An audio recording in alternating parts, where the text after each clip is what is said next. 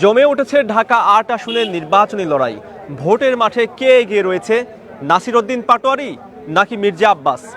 এখন পর্যন্ত ১২টি আসনের ফলাফল দেয়া হয়েছে, সেটি আপনাদের জানানোর চেষ্টা করব এবং সেটি জানানোর জন্য আমার সাথে রয়েছেন দূরবীন নিউজের থেকে আমি মারুফ হাসান আপন এবং আমি রয়েছি দৈনিক করতোয়া থেকে মোহাম্মদ আল আমিন। আমরা সরাসরি আপনাদের কাছে যাব এবং জানার চেষ্টা করব ৮টি আসনের ফলাফল দেওয়া হয়েছে, এখন পর্যন্ত কে এগিয়ে রয়েছে। এখন পর্যন্ত আলামে একটু সংশোধন করতে হবে, কেননা এখন পর্যন্ত মোট ১২টি আসনের ফলাফল ঘোষণা করা হয়েছে, যেখানে মির্জা আব্বাস অর্থাৎ ধানের শীষ বিএনপি থেকে যিনি লড়ছেন মির্জা আব্বাস, তিনি তার ভোট সংখ্যা রয়েছেন ৫,৭৬৭ এবং অপর পাশে যিনি রয়েছেন নাসিরউদ্দিন পাটোয়ারি শাপলাকলির পক্ষ থেকে, তার ভোট সংখ্যা হচ্ছে ৪,০৫৮টি এবং এখন পর্যন্ত কিন্তু ১২টি কেন্দ্রের ফলাফল ইতিমধ্যে ঘোষণা করা হয়েছে। আপনি জানেন যে আলামিন, ঢাকা ৮ আসনকে নিয়ে কিন্তু নির্বাচনের একদম শুরু থেকে নির্বাচন প্রচারণা থেকে শুরু করে এখন পর্যন্ত উত্তেজনা কাজ করছে এবং যে নির্বাচনের যে ফলাফল থেকে শুরু করে এখন পর্যন্ত প্রত্যেকটা কেন্দ্রে যখন ফলাফল ঘোষণা করা হচ্ছে, খুব হাড্ডাহাড্ডি একটি লড়াই আমরা দেখতে পাচ্ছি। একবার দেখতে পাচ্ছি টানা কিছু কেন্দ্রে নাসিরউদ্দিন পাটোয়ারি জয়লাভ করছেন, আবার টানা কিছু কেন্দ্রে মির্জা আব্বাস কিন্তু জয়লাভ করছেন, এমন কিন্তু ফলাফল আমরা দেখতে পাচ্ছি। এবং ইতিমধ্যে এখন সবশেষ আপডেট ১২টি কেন্দ্রের ফলাফল ঘোষণা করা হয়েছে ১১০টি কেন্দ্রের মধ্যে, এবং ধারণা করা যাচ্ছে হয়তোবা ভোর রাতের দিকে ফলাফল গণনা শেষ হবে সব মিলিয়ে। এবং তবে এখন পর্যন্ত কিন্তু প্রায় ১৫০০ ভোটের ব্যবধানে এগিয়ে রয়েছেন মির্জা আব্বাস। আমি আপনার কাছে জানতে চাইবো যে কয়েকটি কেন্দ্রের সন্ধান আপনি জানেন, আমাকে কিছু কেন্দ্রের সংখ্যা জানাবেন, আসলে কোন কেন্দ্রে মির্জা আব্বাস কত ভোট পেয়েছেন এবং নাসিরউদ্দিন পাটোয়ারি কত ভোট পেয়েছেন। একদম, আমরা এখন আপনাদের জানিয়ে দিব যে কোন কেন্দ্রে মির্জা আব্বাস এগিয়ে রয়েছে আর কোন কেন্দ্রে নাসিরউদ্দিন পাটোয়ারি এগিয়ে রয়েছে। আমার হাতে প্রথম যে রেজাল্টটি এসেছে সেখানে আবু জহর গিফারি কলেজের রেজাল্টটি এসেছে। এখানে নাসিরউদ্দিন পাটোয়ারি পেয়েছে ৬০৮টি ভোট এবং মির্জা আব্বাস পেয়েছে ৬১২টি ভোট। এখানে আমরা দেখতে পাচ্ছি যে 4টি ভোটে এগিয়ে রয়েছে মির্জা আব্বাস। এরপরের আমার সাথে যে রেজাল্টটি এসেছে আমি একটু জানিয়ে দিতে চাই মতিঝিল কলোনি কমিউনিটি সেন্টার, এই যে কেন্দ্রের রেজাল্টেও আমরা দেখতে পাচ্ছি মির্জা আব্বাস এগিয়ে রয়েছে। সেখানে রয়েছে ৬৬৯ ভোট পেয়েছে মির্জা আব্বাস এবং ৪৯৫ ভোট পেয়েছে নাসিরউদ্দিন পাটোয়ারি। আমরা পরবর্তী আরেকটি কেন্দ্রের ফলাফলের দিকে একটু যদি দেখার চেষ্টা করি, পরিবাগ উচ্চ বিদ্যালয় যে কেন্দ্রটি রয়েছে সেই কেন্দ্রের ফলাফলেও কিন্তু আমরা দেখতে পাচ্ছি মির্জা আব্বাস এগিয়ে রয়েছে। মির্জা আব্বাস পেয়েছে ৫৫৪টি ভোট, অন্যদিকে নাসিরউদ্দিন পাটোয়ারি পেয়েছে ৪৫১টি ভোট। এখানেও বেশ ব্যবধানে এগিয়ে রয়েছে। তবে আপনাকে একটু জানিয়ে রাখতে চাই, মির্জা আব্বাস কিন্তু আবার এই দিকের যে কেন্দ্রগুলো রয়েছে ঢাকা বিশ্ববিদ্যালয় এবং তার আশেপাশের কেন্দ্র, সেই কেন্দ্রের দিকে কিন্তু তিনি বেশ পিছিয়ে রয়েছেন, তেমনটি কিন্তু আমরা দেখতে পেয়েছি।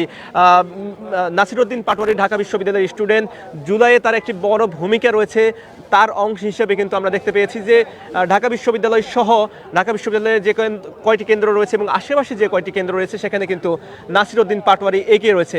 এখনও পর্যন্ত ঢাকা বিশ্ববিদ্যালয়ের চারুকলার যে কেন্দ্রটি রয়েছে সেই কেন্দ্রের ফলাফল আমাদের হাতে এসে পৌঁছালে দর্শক আপনাদের সর্বশেষ তথ্যটি সবার আগে দেওয়ার চেষ্টা করব। আপনি একটু জানতে চাই যে গতকাল রাত পর্যন্ত আমরা দেখতে পেয়েছি নাসিরউদ্দিন পাটোয়ারি এবং মির্জা আব্বাসের যে বাকযুদ্ধ সেটি কিন্তু রয়ে গেছিল। আজকে তাদের অবস্থা কেমন ছিল? আসলে আজকে সকাল থেকে আমরা নাসিরউদ্দিন পাটোয়ারির সঙ্গে ছিলাম, আমরা কথা বলার চেষ্টা করেছি। তবে আজকে নাসিরউদ্দিন পাটোয়ারি এবং মির্জা আব্বাসের মধ্যকার যে ক্ল্যাশ আমরা এই নির্বাচনী প্রচারণায় দেখেছি, আজকে কিন্তু তার থেকে একটু ব্যতিক্রম ছিল। তবে একটি ঘটনা না বললে নয়, একটি বিচ্ছিন্ন ঘটনা কিন্তু ঘটেছিল ঠিক রেলওয়ে কলোনির যেই বিদ্যালয়টি রয়েছে সেই বিদ্যালয়ে যখন নাসিরউদ্দিন পাটোয়ারি সেখানে নির্বাচন কেন্দ্র পরিদর্শনে গিয়েছিলেন, ঠিক তখনই কিন্তু একটি বিচ্ছিন্ন ঘটনা ঘটেছিল। তর্ক বিতর্ক জড়িয়েছিল তাদের, নাসিরউদ্দিন পাটোয়ারি এবং মির্জা আব্বাসের যে কর্মী যারা রয়েছেন তারা, এবং এক পর্যায়ে কিন্তু সংঘর্ষের একটি ঘটনা আমরা দেখতে পেয়েছিলাম। তবে এর পরবর্তী সময়ে কিন্তু নাসিরউদ্দিন পাটোয়ারি তার যে বিভিন্ন কেন্দ্র পরিদর্শন সেটি কিন্তু থামিয়ে যাননি, তিনি তার কেন্দ্র কিন্তু পরিদর্শন করেছেন। মির্জা আব্বাস তার নিজের মতো করে কেন্দ্র পরিদর্শন করছেন।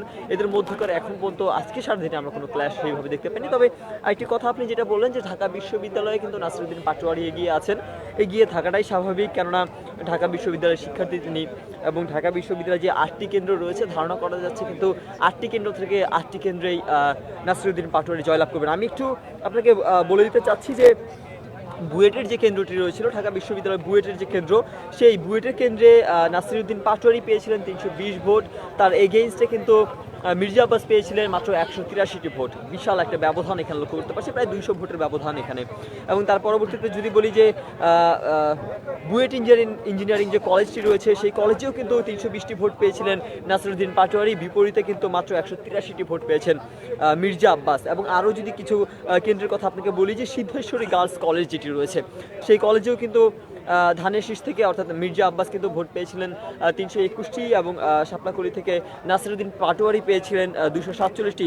তবে সবচেয়ে মজার যে বিষয়টি রয়েছে যে আজকে সকালবেলা যেখানে ক্ল্যাশ হয়েছিল, যেই বিচ্ছিন্ন যে ঘটনার কথা আপনাকে বললাম যে শাহজাহানপুর রেলওয়ে সরকারি উচ্চ বিদ্যালয়, সেই উচ্চ বিদ্যালয়ে কিন্তু শাপলাকলি থেকে নাসিরউদ্দিন পাটোয়ারি পেয়েছিলেন 485টি ভোট এবং বিপরীতে কিন্তু ধানের শীষ থেকে মির্জা আব্বাস ভোট পেয়েছেন কিন্তু 838টি। প্রায় অর্ধেক ব্যবধান কিন্তু এখানে তৈরি হয়ে গিয়েছে, যেই কেন্দ্রে আজকে একটি বিচ্ছেদ ঘোষণা আমরা দেখতে পেয়েছিলাম।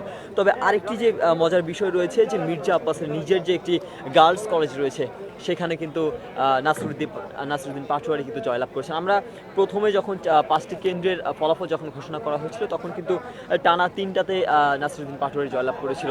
এরপরে কিন্তু তারপর থেকেই যে আসলে নির্বাচনের যেই আমেজটা সেইটা কিন্তু আরও জোরদার হয়ে যায়। এখন পর্যন্ত 12টি কেন্দ্রের ফলাফল কিন্তু ঘোষণা করা হয়েছে এবং এরপরেও ভোটার যারা রয়েছেন বা দর্শক যারা রয়েছেন তারা কিন্তু বারবার যেমন লাইভের মধ্যেও কমেন্ট করছেন যে আসলে পরবর্তী কেন্দ্র কোনটা ঘোষণা করা হবে, কে এগিয়ে আছে সেটা জানার জন্য কিন্তু অধীর আগ্রহে বসে আছেন। আমি আপনার কাছে জানতে চাচ্ছিলাম যে কি মনে হচ্ছে এখনকার পরিস্থিতি দেখে ঢাকা 8 নম্বর আসনের যে লড়াই এবং পুরো বাংলাদেশের 299টি আসনের লড়াই, কি বলবেন আপনি? আমার দর্শকদের প্রথমে ধন্যবাদ জানাই এতক্ষণ পর্যন্ত আমাদের সাথে যুক্ত থাকবার জন্য। আপন যেটি আমরা দেখছিলাম, কোনো কেন্দ্রে এগিয়ে রয়েছেন নাসিরউদ্দিন পাটোয়ারি, আবার কোনো কেন্দ্রে এগিয়ে রয়েছেন মির্জা আব্বাস। আমার দর্শকদের আরও একটি তথ্য জানিয়ে রাখতে চাই যে মির্জা আব্বাস যেমন ঢাকা বিশ্ববিদ্যালয়ের স্টুডেন্ট, ঠিক তেমনই নাসিরউদ্দিন পাটোয়ারি কিন্তু ঢাকা বিশ্ববিদ্যালয়ের স্টুডেন্ট ছিলেন। ঠিক জুলাইয়ের আন্দোলনের সময় নাসিরউদ্দিন পাটোয়ারির একটি বড় ভূমিকা ছিল, সেই ভূমিকার কারণেই কিন্তু ঢাকা বিশ্ববিদ্যালয় এবং তার আশেপাশের এলাকায় সে বেশ এগিয়ে রয়েছে। এছাড়াও আমরা দেখতে পেয়েছি আশেপাশের বেশ কয়েকটি কেন্দ্র, যেমন মির্জা আব্বাসের যে কলেজটি রয়েছে যেমন আপনি বলছিলেন যে সেখানেও কিন্তু নাসিরউদ্দিন পাটোয়ারি বেশ একটা ভালো কোপ দিয়েছে। এছাড়াও কিন্তু আপনাদেরকে একটু জানিয়ে রাখতে চাই যে মির্জা আব্বাসের সাথে যখন আমরা কথা বলি তিনিও জানিয়েছেন যে জয়ের ব্যাপারে বেশ আশাবাদী, এবং নাসিরউদ্দিন পাটোয়ারির সাথে যখন আমরা কথা বলছিলাম তিনিও জয়ের ব্যাপারে বেশ আশাবাদী হয়েছেন, এমনটি কিন্তু ব্যক্ত করেছেন। আপনার কাছে একটু আসতে চাই যে এই যে রেজাল্টটা আসতে এত বিলম্ব হচ্ছে, এটা কতক্ষণ পর্যন্ত গড়াতে পারে, আপনি কি মনে করছেন? আপনি জানেন যে ডাকসু জাকসু বা 5টি যে সংসদ নির্বাচন হয়েছিল সেখানে কিন্তু ভোট গণনা করা হয়েছিল মেশিনের মাধ্যমে। তবে সেখানে কিন্তু যে ইঞ্জিনের যে বা ইলেকট্রনিক যেই মানে ত্রুটির কারণে কিন্তু আসলে সেটি বিকল্প হয়েছিল। তবে ত্রয়োদশ জাতীয় সংসদ নির্বাচনে একটি বিশেষ যে বিষয় সেটি হচ্ছে কিন্তু হাতে ভোট গণনা করা হচ্ছে। আমরা দেখতে পেয়েছি যে যখন 4:30টার সময় যখন ভোট গ্রহণ করা যখন শেষ হয়, ভোট প্রদানের সময় যখন শেষ হয় তার ঠিক 45 থেকে 40 মিনিটের মধ্যেই কিন্তু আমরা বিভিন্ন কেন্দ্রের রেজাল্ট পেয়ে গিয়েছিলাম। যেগুলো কেন্দ্রে ভোটার সংখ্যা সাধারণত কম থেকে থাকে, 1000 যারা ভোটার বা 1000-এর কম যে কেন্দ্রে ভোটার রয়েছে সেগুলো রেজাল্ট কিন্তু আমরা ইতিমধ্যে প্রায় বেশ কয়েকটি পেয়ে গিয়েছি। তবে 110টি আসনের মধ্যে আমরা বেশ কিছু কেন্দ্র দেখেছিলাম যেখানে 6000 ভোটার রয়েছে, 8000, 11000 এমনকি 12000 ভোটারও আমরা দেখেছি। আপনি জানেন যে ঢাকা 8 আসনে কিন্তু মোট ভোটার সংখ্যা রয়েছে 2,75,471 জন, যার মধ্যে পুরুষের সংখ্যা রয়েছেন 1,52,000 এবং নারীর সংখ্যা রয়েছে 1,22,000। এবং যেমনটা ধারণা করা যাচ্ছে যে ভোট যে গণনা যেহেতু হাতে গণনা করা হচ্ছে, ম্যানুয়ালি যেহেতু গণনা করা হচ্ছে, সেখানে কিছু সময় লাগতে পারে। তবে ধারণা করা যাচ্ছে যে হয়তোবা 8 আসনের রেজাল্ট পেতে খুব একটা দেরি হবে বলে আমি মনে করছি না। আপনি একটু জানাবেন যে আসলে সব কিছু মিলিয়ে কি মনে হচ্ছে, আপনি কাকে এগিয়ে রাখবেন? দর্শক, আমরা যেমনটি দেখেছি যে বিভিন্ন আসনে যেমন নাসিরউদ্দিন পাটোয়ারি এগিয়ে রয়েছে, তেমনি আমরা মির্জা আব্বাসকেও এগিয়ে থাকতে দেখেছি। আমরা আবারও যদি একটু বলে রাখতে চাই যে এখানে হাড্ডাহাড্ডি যে লড়াই এবং নির্বাচনে যে জমে ওঠা, সেই জমে উঠেছে কিন্তু ঢাকা 8 আসনের এই নির্বাচন। আমরা যদি আরেকটু বলতে চাই যে বাকযুদ্ধে যেমন দুজনেই একে অপরকে ছাড়িয়ে যাচ্ছিলেন, ঠিক এবারও ভোটের লড়াইয়ে কিন্তু একে অপরকে ছাড়িয়ে যাচ্ছিলেন। দর্শকদের আরও একটু অপেক্ষা করতে হবে কে আসলে বিজয়ী হতে যাচ্ছেন সেটি দেখার জন্য আমরা একটু আপনাদের কাছে আসতে চাই যে আরও একজন প্রার্থী রয়েছে মিস মেঘনা আলম নামে। তিনি কিন্তু বিভিন্ন অভিযোগ জানিয়েছেন। তিনি আমাদের সাথে কথা বলার সময় জানিয়েছেন যে ভোটটাকে তিনি এক প্রকার অভিযোগ করেই বলেছেন যে অনেকটা নিরপেক্ষ হচ্ছে না। তিনি বলেছেন আসলে কেন তিনি এমনটি জানিয়েছেন, কেন তিনি এমনটি বলেছেন, তার কাছে কি মনে হয়েছে আমাদেরকে একটু জানাবেন। ঢাকা ৮ আসন থেকে কিন্তু একমাত্র নারী সদস্য প্রার্থী যিনি রয়েছেন তিনি কিন্তু মেঘনা আলম, যিনি ট্রাক মার্কায় নির্বাচন করছেন এবং তার নির্বাচনের প্রচারণা আমরা দেখতে পেয়েছি যে শেষ সময়ে এসে রিকশায় করে কিন্তু তিনি নির্বাচনের প্রচারণা করেছেন এবং তিনি যেমনটা আজকে আমাদের সঙ্গে কথা হলো বিকালবেলা, তখন তিনি যেমনটা বলছিলেন যে তিনি ঠিকভাবে প্রচার প্রচারণা করতে পারেননি। তিনি অভিযোগ করছিলেন যে তিনি প্রচার প্রচারণা করেননি। বেশ কিছু আসন থেকে বেশ কিছু প্রার্থী যারা রয়েছেন হেভিওয়েট প্রার্থী, তারা কিন্তু হচ্ছে নির্বাচনী আচরণবিধি না মেনে কিন্তু নির্বাচন প্রচারণা করেছে, এমনটাই তিনি বলছেন। সেই ক্ষেত্রে তিনি বলেছেন যে আসলে নিরপেক্ষভাবে ইসি কিন্তু সেই বিষয়ে আসলে নিরপেক্ষ ছিল না, এমনটা তিনি দাবি করেছেন। তবে তার যে নির্বাচনী যে প্রচারণা, সেই প্রচারণা আমরা দেখতে পেয়েছি তিনি যে আসলে প্রচারণা করেননি কিংবা প্রচারণা যে আচরণবিধি সম্পূর্ণ তিনি মেনেছেন এমনও কিন্তু আসলে নয়।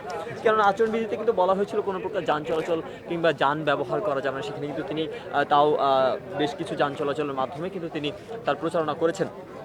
তবে তিনি বেশ কয়েকজন প্রার্থী এই ধরনের অভিযোগটা আসলে করছেন যে নির্বাচন নিরপেক্ষ হয়নি এবং এইটি হয়তোবা তার পক্ষ থেকে তিনি যেমনটা বলছিলেন যে হ্যাঁ আচরণবিধি বাকিরা মানেনি, সেই ক্ষেত্রে আমরা ধরে নিতে পারি যে হ্যাঁ হয়তোবা পক্ষপাতিত্বমূলক কিছু আচরণ ছিল।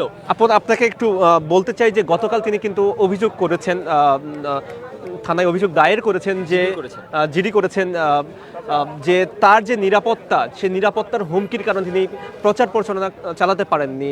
অন্য প্রার্থীদেরকে যে নিরাপত্তা সেটি কিন্তু বহাল করা হয়েছে, তার অভিযোগ ছিল এটি, কিন্তু তার পক্ষ থেকে তাকে সে নিরাপত্তার বিধান করা হয়নি। সে নিরাপত্তার কারণেই কি সে আসলে এই জায়গা থেকে এটাকে নিরপেক্ষ নির্বাচন বলতে নারাজ? একটা সময় আসলে মাঝখানে আমরা যেমনটা জানতে পেরেছিলাম তার ভাষ্য মতে যে বিএনপির পক্ষ থেকে বা ছাত্রদলের পক্ষ থেকে কিন্তু তিনি হুমকির শিকার হয়েছিলেন, তিনি যেমনটা বলেছিলেন।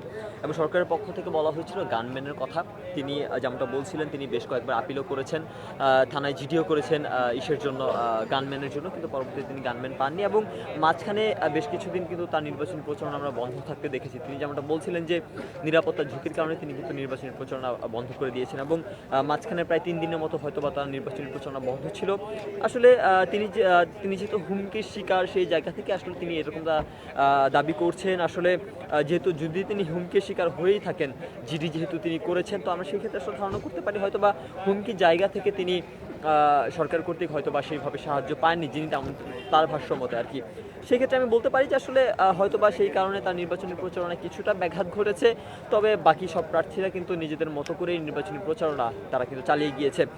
আর আরেকটা মজার বিষয় হচ্ছে, যেখানে নির্বাচনী ঢাকা ৮ আসনে নাসিরউদ্দিন পাটোয়ারি এবং মির্জা আব্বাসের মধ্যে যেখানে লড়াই জমে উঠেছে, যেখানে মির্জা আব্বাসের ভোটের সংখ্যা ৫,৭০০ এবং পাটোয়ারির ভোটের সংখ্যা ৪,০৫৮, সেখানে কিন্তু একটি ব্যবধানে এগিয়ে রয়েছে আমরা দেখতে পাচ্ছি যে মির্জা আব্বাস। আমরা এই যে ফলাফল দর্শক এখন পর্যন্ত 12টি কেন্দ্রের ফলাফল আপনাদের সাথে উপস্থাপন করেছি এবং সর্বশেষ আরও যেসব কেন্দ্রের ফলাফল আসবে সবার আগে আমরা কিন্তু আপনাদেরকে জানিয়ে দিব। এখন পর্যন্ত দর্শক এই ছিল আমাদের কাছে সর্বশেষ তথ্য। ঢাকা ৮ আসনে নির্বাচনী লড়াই দেখতে সবার আগে আমাদের সাথেই থাকুন। অসংখ্য ধন্যবাদ এতক্ষণ আমাদের সাথে যুক্ত থাকবার জন্য।